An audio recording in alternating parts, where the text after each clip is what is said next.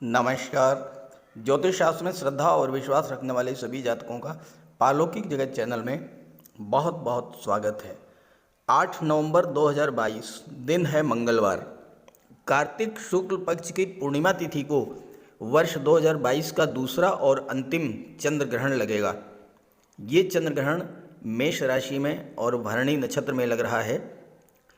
8 नवंबर को शाम 5:09 से शाम 6:19 तक चंद्र ग्रहण लगेगा। ये चंद्र ग्रहण भारत समेत विश्व के कई स्थानों पर दिखाई पड़ेगा। ऑस्ट्रेलिया, उत्तर पश्चिम यूरोप, दक्षिण पश्चिम एशिया, उत्तरी अमेरिका, दक्षिणी अमेरिका, अटलांटिक क्षेत्र, पैसिफिक क्षेत्र, हिंद महासागर और भारत के कुछ हिस्सों में ये चंद्र ग्रहण दिखाई पड़ेगा। ये चंद्र ग्रहण पूर्ण चंद्र ग्रहण है, इसलिए सूतक काल मान्य होगा और सूतक काल 9 घंटे पूर्व से शुरू होता है। इसका मतलब ये हुआ कि सूतक काल प्रातः 8:10 से शाम 6:19 तक रहेगा। सूतक काल के दौरान किसी शुभ कार्य की शुरुआत नहीं की जाती है और अगर आप स्वस्थ हैं, युवा हैं, तो आपके लिए उचित यही रहेगा कि सूतक काल के दौरान भोजन ग्रहण न करें और अगर भोजन ग्रहण करना ही हो तो वह भोजन ग्रहण करें जिसमें तुलसी के पत्ते पहले से पड़े हुए हों। जहाँ तक बालक, वृद्ध और गर्भवती माताओं की बात है तो उनके लिए तो भोजन आवश्यक है, तो भोजन ले सकते हैं, लेकिन इस बात का ध्यान रखें कि सूर्य ग्रहण से 4 घंटे पहले तक भोजन ले लें, उसके बाद भोजन ना लें। यानी 1 बजे से और शाम 6:19 तक भोजन नहीं ग्रहण करना है। और दूसरी बात यह है कि जो भी भोजन आप सूतक काल से पहले पकाएं उसमें तुलसी के पत्ते तोड़ करके रख दें और तुलसी के पत्ते भी सूतक काल से पहले ही तोड़ लें। ग्रहण की घटना धार्मिक और ज्योतिषी दृष्टिकोण से बहुत ही महत्वपूर्ण घटना मानी जाती है। शास्त्रों के अनुसार चंद्र ग्रहण और सूर्य ग्रहण दोनों का ही जीवन में बड़ा महत्व है। ऐसी मान्यता है कि ग्रहण के दौरान कोई भी शुभ कार्य नहीं करना चाहिए, लेकिन ग्रहण के बाद सूर्य और चंद्रमा अपना पूर्ण प्रभाव प्रदान करते हैं, पूरा लाभ देते हैं। क्योंकि जब सूर्य और चंद्रमा पीड़ित होते हैं तो पीड़ित होने के बाद जब पुनः नैसर्गिक अवस्था में आते हैं तो अपना पूरा फल प्रदान करते हैं। ये चंद्र ग्रहण पूर्ण चंद्र ग्रहण होगा और लंबे समय तक प्रभावी रहेगा, इसलिए वैसे तो सभी 12 राशियों पर इसका विशेष प्रभाव पड़ेगा, लेकिन 8 राशियां ऐसी हैं जिन पर इस चंद्र ग्रहण का विशेष शुभ प्रभाव पड़ेगा और मिथुन राशि उनमें से एक है। तो बात करेंगे मिथुन राशि के जातकों पर चंद्र ग्रहण का क्या प्रभाव पड़ेगा, लेकिन उससे पूर्व ये समझेंगे कि चंद्र ग्रहण का क्या दुष्प्रभाव पड़ता है हमारे जीवन पर और चंद्र ग्रहण पर क्या क्या सावधानियां रखनी होती हैं, क्या क्या उपाय करने होते हैं, विशेषकर गर्भवती माताओं को। ये विश्लेषण आपकी चंद्र राशि के आधार पर किया जा रहा है। तो चलिए वीडियो शुरू करते हैं। पहले ये समझते हैं कि चंद्र ग्रहण का आप पर क्या दुष्प्रभाव पड़ेगा, क्या परेशानी आपके साथ हो सकती है। और जो मैं आपको बताने जा रहा हूँ ये समस्या आपके साथ पिछले चंद्र ग्रहण के दौरान भी आई होंगी और अगर आपने चंद्र ग्रहण के दौरान सावधानी नहीं बरती, उपाय नहीं किए, तो आप याद कीजिए लगातार जब जब ग्रहण पड़ा होगा तब तब आपको परेशानी हुई होगी। हालांकि चंद्र ग्रहण समाप्त होने के बाद समस्याओं की इंटेंसिटी कम हो जाएगी और चंद्रमा जब ग्रहण से बाहर आएंगे तो फिर अपना शुभ प्रभाव प्रदान करेंगे। देखिए 8 नवंबर को चंद्र ग्रहण लगेगा, तो चंद्र ग्रहण के कारण चंद्रमा तो पीड़ित होंगे ही। चंद्रमा क्या है? चंद्रमा हमारा मन है, तो जब चंद्रमा पीड़ित हुए तो हमारा मन पीड़ित हुआ। दूसरी जो सबसे बड़ी समस्या है वो ये है कि ये चंद्र ग्रहण मेष राशि में लग रहा है। चंद्रमा का गोचर मेष राशि में होगा और मेष राशि में राहु का भी गोचर है और राहु का सर्वाधिक अशुभ प्रभाव चंद्रमा पर यानी हमारे मन पर पड़ेगा। तो क्या होगा? मन में नेगेटिव थॉट्स पैदा होंगे, मानसिक अशांति की स्थिति बनेगी, अनावश्यक चिंता होगी, एक अनजाना सा भय आपके मन में रहेगा और ये राहु के कारण होगा। राहु और चंद्रग्रहण के प्रभाव से पूरे शरीर में आपको थकान सी महसूस होगी। जब आपका मन पीड़ित है तो स्वाभाविक है कि शरीर भी पीड़ा को महसूस करेगा, काम में मन नहीं लगेगा, एक अजीब तरह का आलस्य और थकान आप महसूस करेंगे। जोड़ों में दर्द की समस्या हो सकती है, पेट दर्द या डाइजेशन प्रॉब्लम की समस्या हो सकती है, डिप्रेशन की स्थिति से आप गुजर सकते हैं। बिला वजह अचानक से क्रोध आएगा, मन में निगेटिव फीलिंग कि मैं अब कुछ कर ही नहीं पाऊंगा, एक अनजाना डर, ये सब चंद्र ग्रहण के दौरान आप महसूस करेंगे। और अगर आप कहीं भूल से भी इस दौरान सो गए तो तमाम तरह के भयानक सपने, डरावने सपने आपको आएंगे। और आप याद कीजिए, आपके साथ ऐसा ही कुछ पिछले चंद्र ग्रहण पर हुआ होगा, और अगर ऐसा हुआ हो तो ज़रूर कमेंट कीजिएगा। तो क्या करें? पहली बात तो चंद्र ग्रहण के दौरान सोना नहीं है, भगवान भोले शंकर की उपासना करते रहना है। ओम नमः शिवाय, ओम नमः शिवाय इस मंत्र का जाप करते रहें, या महामृत्युंजय मंत्र का जाप करें, या महामृत्युंजय मंत्र सुने। बहुत आसान है, यूट्यूब पर जाइए और महामृत्युंजय मंत्र का जाप ओपन कर लीजिए, सुनते रहिए। अब बात करते हैं ग्रहण के दौरान आपको क्या क्या सावधानी बरतनी है और गर्भवती माताओं को क्या विशेष सावधानियां बरतनी है। चंद्र ग्रहण का बहुत अधिक ज्योतिषीय महत्व है। चंद्रमा हमारा मन है और हमारे मन पर चंद्रमा का नियंत्रण होता है। चंद्रमा मन, मस्तिष्क, सोच, विचारधारा, संवेदना और कल्पना शक्ति का कारक है। मन के हारे हार है, मन के जीते जीत।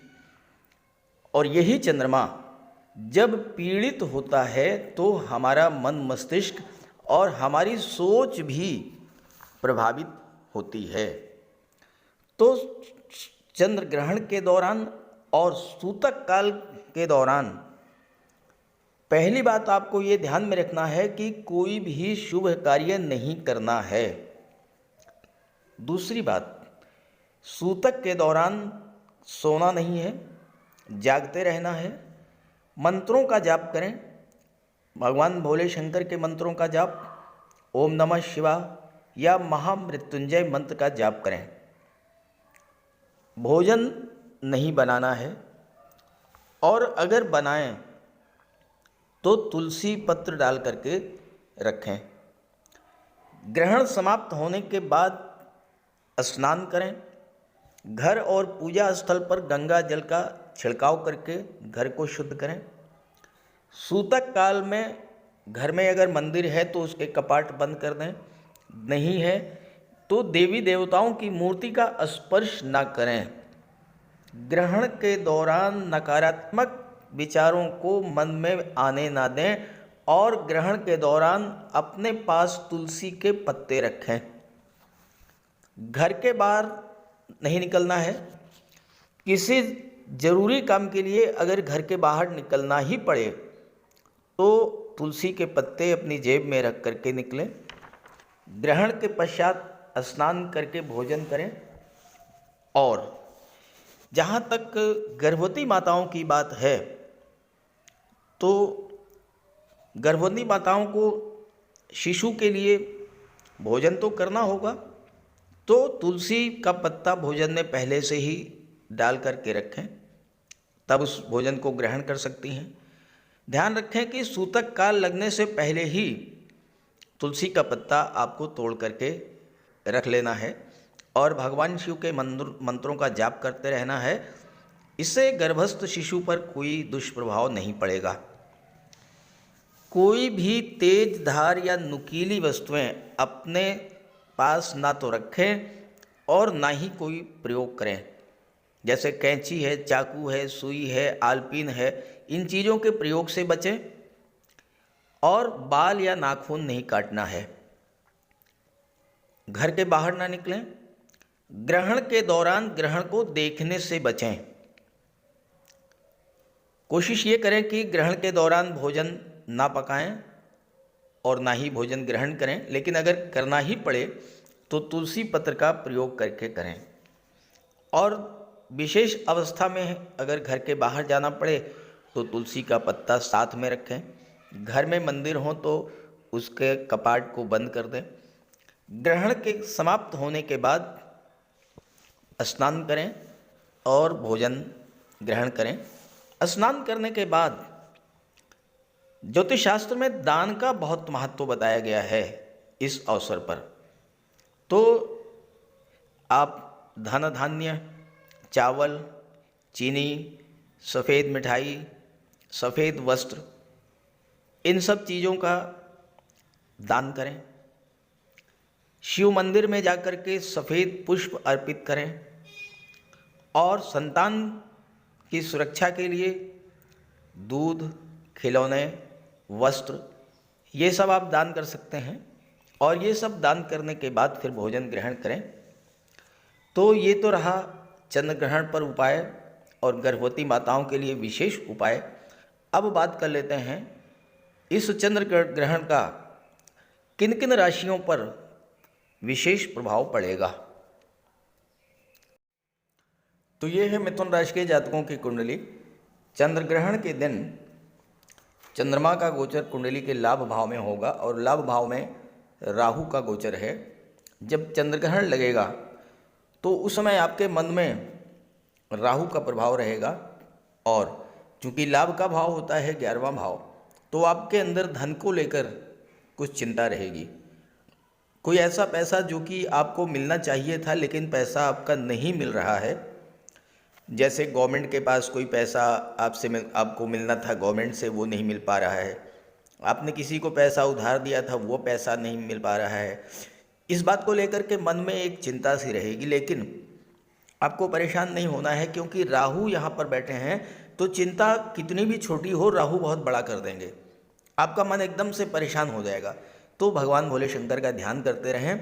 मन में नेगेटिव थॉट्स को बिल्कुल निकाल दें। ग्रहण समाप्त होने के बाद परिस्थितियां बदलेंगी, आपका पैसा आपको मिल जाएगा। चंद्रमा और राहु दोनों की दृष्टि पंचम भाव पर पड़ेगी। और पंचम भाव संतान का होता है, शिक्षा का होता है, लव रिलेशंस का होता है। तो यहाँ भी आपके मन में संतान को लेकर कुछ चिंता रह सकती है। शिक्षा प्रतियोगिता को लेकर छात्रों के मन में चिंता रहेगी। और लव रिलेशंस में भी कोई छोटी सी भी बात अगर हो गई है तो वो बहुत बढ़ा चढ़ा करके आपके मन में बार बार वही बात आती रहेगी। तो इन सब चीज़ों से थोड़ा सा सावधान रहें और भगवान भोले शंकर की प्रार्थना करते रहें जब तक ग्रहण समाप्त नहीं होता है। नेगेटिव थॉट्स को मन में ना आने दें। ग्रहण समाप्त होने के बाद स्थितियां बहुत अच्छी हैं आपके पक्ष में, क्योंकि ग्रहण के 3 दिन बाद ही शुक्र आ जाएंगे 6ठे भाव में, वृश्चिक राशि में। और 13 नवंबर को बुध भी आ जाएंगे 6ठे भाव में। और यहाँ पर शुक्र और बुध का लक्ष्मी नारायण योग बनेगा, जो कि धन प्रदाता योग है और धन की प्राप्ति होगी। 6ठे भाव में गोचर करते हुए शुक्र और बुध का लक्ष्मी नारायण योग जो है वो आपकी धन संबंधी चिंताओं को तो समाप्त करेगा ही, क्योंकि शुक्र की दृष्टि 12वें भाव पर पड़ेगी और 12वें भाव के स्वामी स्वयं शुक्र हैं। और 12वां भाव विदेश का होता है। शुक्र 12वें भाव में अति विशिष्ट कारक होते हैं, तो विदेश से धन प्राप्ति के प्रबल योग बनेंगे। और चूंकि बुध की भी दृष्टि है और बुध व्यापार के कारक हैं, तो विदेशी व्यापार में भी आपको सफलता मिलेगी। नए नए कॉन्ट्रैक्ट्स मिलेंगे, नई नई बिजनेस डील्स होंगी और विदेश से व्यापार में आप काफ़ी तेज़ी से आगे बढ़ेंगे और धन की प्राप्ति करेंगे। दूसरी बात यह है कि बुध की दृष्टि विदेश भाव पर पड़ेगी। बुध बुद्धि के कारक हैं और बुध का गोचर 6ठे भाव में है, जहाँ से सरकारी नौकरी का विचार किया जाता है। तो आपको किसी मल्टीनेशनल कंपनी या विदेशी कंपनी में नौकरी भी मिल सकती है। वर्तमान समय में देवगुरु और बुध केंद्र के दो दो भाव के स्वामी हैं। बुध लग्न के स्वामी हैं, बुध सुख भाव के स्वामी हैं, देवगुरु दशम के स्वामी हैं और सप्तम के स्वामी हैं। तो दाम्पत्य सुखों में भी वृद्धि होगी, पार्टनरशिप में व्यापार आप शुरू कर सकते हैं। भौतिक सुखों की दृष्टि से भी नवंबर और दिसंबर का महीना अच्छा रहेगा। और एक बड़ी महत्वपूर्ण बात मैं आपको बता दूं, आप इसको प्रयोग करके देखिएगा। राहु हैं लाभ के भाव में, राहु से आप ज़्यादा से ज़्यादा लाभ कैसे लें। हालांकि राहु को खराब ग्रह माना गया है, यह माना जाता है कि राहु माइंड पर नियंत्रण कर लेते हैं, नेगेटिव थॉट्स को जन्म देते हैं, डिप्रेशन की स्थिति लाते हैं। हाँ, ये सब बात सही है, लेकिन अगर आपने राहु को मैनेज कर लिया, राहु पर नियंत्रण कर लिया, राहु का जो पॉजिटिव एस्पेक्ट है उसको अपने जीवन में उतार लिया, तो यही राहु आपको बुलंदियों पर पहुंचा देंगे। क्या करना है आप समझें। दो बातें हैं। पहली बात, राहु एक्सपेंशन को शो करते हैं, राहु विस्तार को शो करते हैं, राहु एक्सट्रीम को शो करते हैं। आप अपने कार्य व्यवसाय को जितना ज़्यादा से ज़्यादा विस्तारित कर सकें उतना विस्तारित कीजिए। दशम में यानी कर्म के भाव में देवगुरु हैं और देवगुरु यहाँ पर हंस राज महापुरुष राजयोग बना रहे हैं। देवगुरु जब बलवान होते हैं तो राहु भी बलवान होते हैं। राहु को देवगुरु से ही बल मिलता है। यहाँ राहु बहुत अच्छी स्थिति में है, तो आप जितना ज़्यादा से ज़्यादा अपने कार्य क्षेत्र का विस्तार करेंगे, आप नौकरी में हैं, प्राइवेट सेक्टर में हैं, गवर्नमेंट सेक्टर में हैं, व्यापार व्यवसाय है, खुद का कोई स्टार्टअप है, कोई इंडस्ट्री है, कुछ भी आप कर रहे हों, उस कार्य को ज़्यादा से ज़्यादा बढ़ाइए। ये डर मन से निकाल दीजिए कि आपका कहीं नुकसान ना हो जाए, कहीं घाटा ना हो जाए। ऐसा नहीं होगा। इस बात को बिल्कुल, यानी नेगेटिव थॉट्स को आप माइंड से निकाल दीजिए। पॉजिटिव सोचिए, आगे बढ़ने की सोचिए, विस्तार करने की सोचिए, कार्य क्षेत्र को बढ़ाने की सोचिए।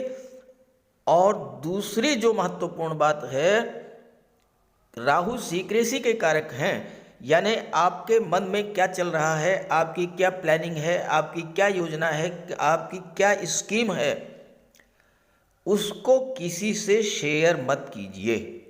गोपनीयता बना करके चलिए, अपनी प्लानिंग्स को अपने तक रखिए। फिर देखिए राहु का कितना बड़ा चमत्कार आपको देखने का मिलेगा। और आप ये कार्य करके देखिए, नवंबर और दिसंबर में ही आपको इसका रिजल्ट मिल जाएगा। सकारात्मक प्रभाव आपको देखने को मिलेगा। और अगर ऐसा हो जाए तो ज़रूर कमेंट कीजिएगा, ताकि आपको भी, आपके साथियों को भी राहु का सबसे बड़ा लाभ मिल सके। और वैसे भी जो मिथुन राशि के जातक हैं, उनकी कुंडली के लाभ के भाव में राहु गोचर कर रहे हैं। राहु से ज़्यादा धन कोई दे ही नहीं सकता, राहु से ज़्यादा लाभ कोई दे ही नहीं सकता। बस शर्त यही है कि राहु का पॉजिटिव एस्पेक्ट जो है उसको अपने जीवन में उतारिए, कार्य व्यवसाय को बढ़ाइए, गोपनीयता को, सीक्रेसी को मेंटेन रखिए, फिर रिजल्ट देखिए। बात से सहमत हो तो अपने साथियों मित्रों को भी ज़रूर शेयर कर दीजिएगा। नमस्कार।